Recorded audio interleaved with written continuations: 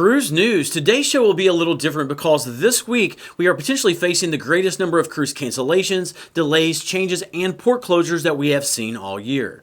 In this video, I'm going to share with you key port and cruise information. Some changes have been made and there will be more. And then very important, I'm going to outline critical information to know regarding flights and travel insurance. This is information every cruiser needs to know, and it's all coming up.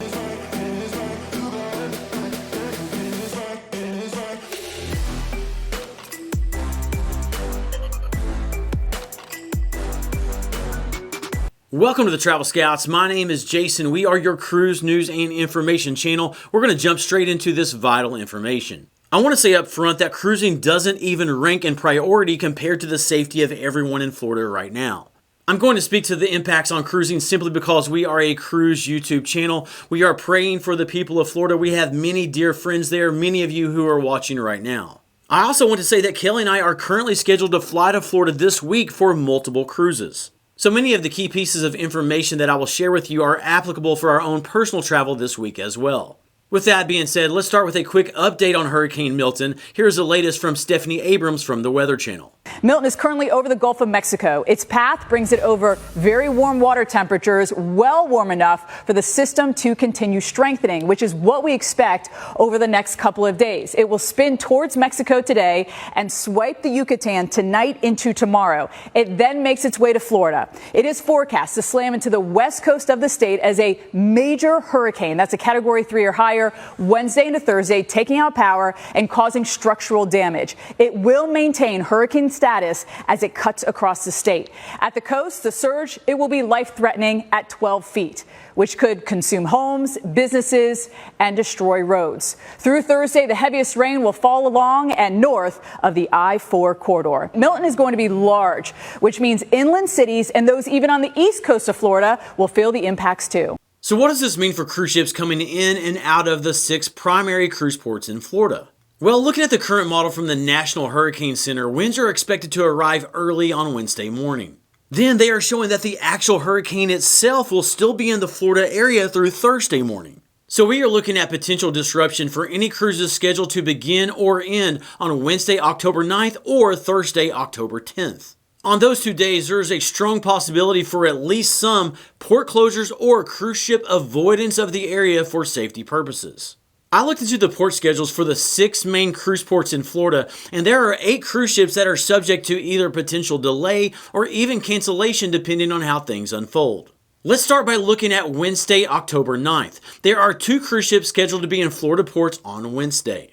These include the Margaritaville at Sea Paradise cruise ship at the port of West Palm Beach, and also the Sun Princess cruise ship is scheduled to arrive at Fort Lauderdale. Then Thursday, October 10th is much busier. On the screen right now are 6 different cruise ships from 4 different cruise lines that are scheduled to be at Florida ports on that day. So if you're scheduled to be on any of those 8 cruise ships, you will want to monitor your emails very closely for updates and changes from the cruise line. If there is a change, they will reach out to you.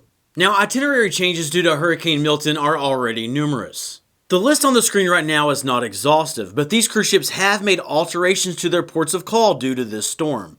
And cruise lines have issued warnings that that list is expected to grow. Now let's talk about some vital need-to-know information for traveling during times like this. What if you have a flight scheduled to take you to Florida for your cruise? Well, there are several nuances to be aware of in situations like this. Let's talk about those. First, what if you're looking at things and your preference would be to fly in earlier or to fly in later? Well, know that during times like this, airlines will often issue waivers where they will waive the fee to change your flight. For example, for Hurricane Milton, Delta Airlines announced that they will waive change fees for customers with tickets to fly through October 9th that are flying to or from several cities in Florida, including Daytona Beach, Fort Myers, Key West, Tampa, Orlando, and more. Similarly, right now, Southwest, United, American, JetBlue, and Spirit Airlines have all issued flight waivers through October 10th. So if you're desiring to change your flight, always check about that with your airline. Another scenario is, what if your flight gets canceled? Well, in that situation, the airline will refund the cost of your flight, but you will need a backup plan in order to make it to your cruise embarkation port. So go ahead and look at what alternative options could be. If that means driving, what time would you need to hit the road in order to make it? Or are there other flights available that you could keep an eye on as a backup?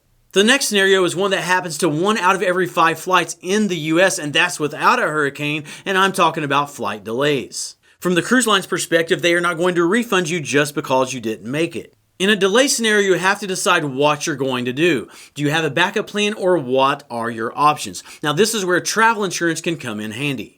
So let's shift gears and talk about travel insurance nuances for travel during times like this. I'm going to quickly share with you 5 things regarding regular travel insurance policies, and the last one is very important to know. Number 1, if you want to buy travel insurance now for Hurricane Milton, it is probably too late. Travel insurance will typically not cover claims associated with a weather event once a storm is already named. Number 2, what if you're not sure if you even want to go on a cruise now with the hurricane and all, and you believe you want to cancel? Well, you can do that and definitely put your safety first, but know that your travel insurance will likely not reimburse you for the cost of your cruise. If the cruise line does not cancel and the cruise sells, then the travel insurance company will see it as you could have went. Number 3, if the cruise line cancels the cruise, you will get a refund from the cruise line. However, if you have any prepaid, non-refundable expenses, like a shore excursion booked directly with the company on an island and they're not going to refund you for whatever reason, in those situations, you may be able to get that reimbursed with your travel insurance. Number 4, if there's an itinerary change like the many that have already occurred with this hurricane, well, the travel insurance, they are not going to give you anything just because your vacation is different than what you expected. However, just like with the cruise cancellation scenario, if you have any prepaid non-refundable expenses, you can submit those receipts along with the proof of the itinerary change and potentially get some money back. And then number 5 is a biggie, and I believe it is one that we and a lot of people could potentially face here in the next few days. Number 5 is this.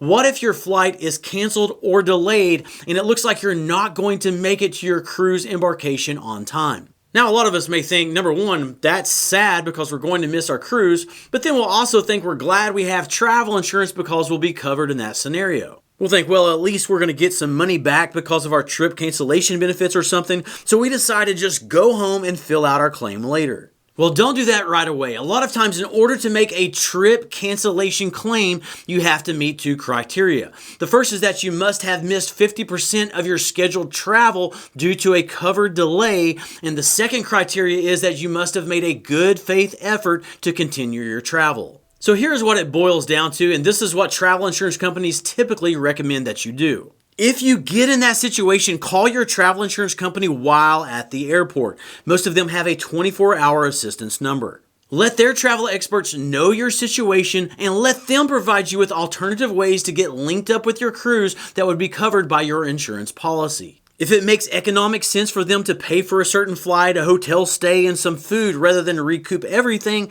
they will assist you with that. And if they can't, it closes that loop and you can show that you have done great due diligence when you file your travel insurance claim. Quick question, have you ever had to do a travel insurance claim? Chime in down below with A for yes or B for no. I'll look forward to reading that. Thanks for watching today, and I'll catch you in the next video.